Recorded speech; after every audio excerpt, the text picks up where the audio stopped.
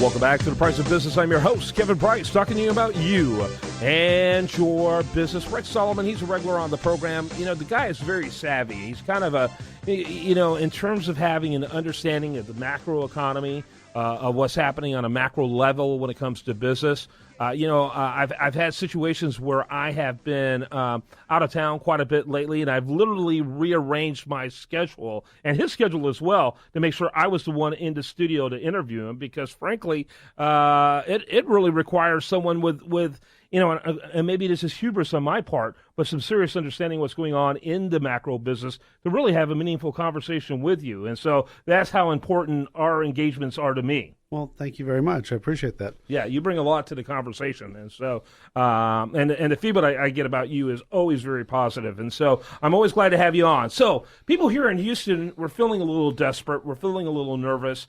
But we're finally seeing a little bit of hope in gas prices hovering near $2 a gallon. But before the break, or during the break, rather, you were pointing out that it's pretty much false hope. Talk a little bit about that. And the only reason why gas prices are up right now is the refineries are in the turnaround mode, switching to the summer blend. So they're not producing gas right now. There's always a spike this time of year during that switch from winter blend to summer blend. The U.S. oil inventories were reported today as being higher than they've ever been. So we've got a huge stockpile of crude sitting there so that we aren't going to see any meaningful production unless something really bad happens somewhere else in the world, where one of these other major producers either decides to stop producing and push the price of oil through the roof, or if there is some sort of conflict. Yes. For about 6 months, maybe even longer, maybe closer to a year, I've been reading Saudi Arabia can't keep doing this. Saudi Arabia can't keep doing this. That at some point that's got to stop. Well, it doesn't seem to be stopping. What do you think? Well, they've spent down over half of their foreign currency reserves. And it is probably going to wind up getting close to a breaking point sometime soon because the Saudi citizens have enjoyed for almost 75 years no taxes and a wealth of all kinds of free social services. Well, they're starting to now collect taxes, and they're starting to cut back on services because they don't have the cash to do it. And that's sort of been the bargain that the Saud family has had with the Arabians, is like, we're going to pay for this, you're going to go along with what we want. Well, now the Saud family is pulling back on that bargain, and you have a population that may go, you guys have only been here since World War I, as your little private family property. Yeah. Yeah, and if you're not going to continue with this, we may not need you and the couple thousand royal princes that live very, very, very, very well. And the environment in the Middle East is not nearly as compliant to dictators, regardless of their form, than just a decade or two ago. True. So there's a problem there. My fear, and a lot of other people's fear, is that once there's a problem and our domestic supply of already pumped oil runs low, we're going to be held hostage. Mm-hmm. And because how are we going to be held hostage? It's very simple. I mean, if at any point in time, when Venezuela, Russia, Iran, Saudi Arabia decide, you know what, we'd rather pump 1 barrel of oil an hour and get $100 for it than pump 20 barrels in an hour to get $100, tell the Americans, go screw off. And they know that we don't have the domestic capacity to ramp up and start producing. It isn't like you just throw a switch and all of a sudden the wells start going again. Do you think that's part of the strategy? Is to get definitely is to get these Wells complacent, if you will, in a position where we can't rebound? That's what the Saudi oil minister said a year and a half ago when they did this. We are don't care if we have to go to $5 a barrel. We are going to put the American slack production out of business. That's their stated goal, which, again, that's a huge national security issue, which I do not understand why the administration hasn't taken action. It is a direct threat to all of the clean energy industries, because cheap oil, those businesses are gone.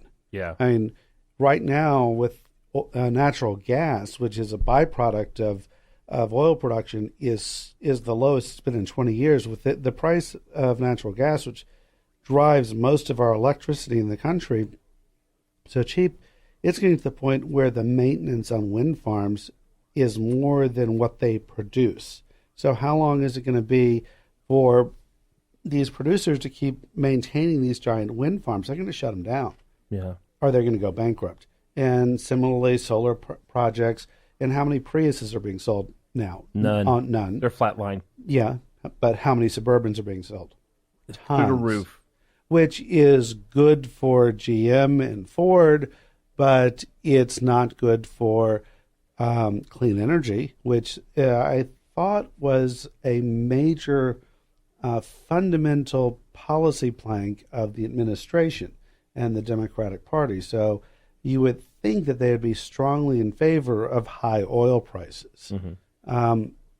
And high oil prices support the only well-paying blue-collar industry left in this country. Mm-hmm. And those jobs are going away, and all the support facilities. You were telling me also before the break that you're seeing one of the more quiet economies that you've seen in the state of Texas, and you compared it to the 1980s. Talk a little bit about that. It mirrors what we saw in '86 after the crash. I mean, I serve on a couple statewide retail boards, and it's across the board that in the state that there's a few bright spots. San Antonio is doing pretty well because there's a lot of military there, and Austin is still doing well with the tech, but the retail end of it is not doing well. And certainly as you go throughout the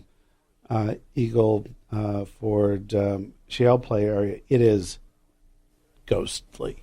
I mean, 2 years ago, driving down to Port Aransas this time of year, you were almost in bumper-to-bumper traffic with the big rigs, et cetera. And as far as the eye could see, you would see production activity on all along 59 and all the way down. Now it's empty. Got about 30 seconds. What percentage of this is caused by the energy situation? All of it. All of it. All of it. Yeah, no other factors that you can think of. It's a major issue and something that everybody should be aware of because it does trickle down, and we have a real estate situation which is looking very bubbly. I mean, look around and see how much high-end apartments have been built for the six-figure a year oil executives who aren't there anymore.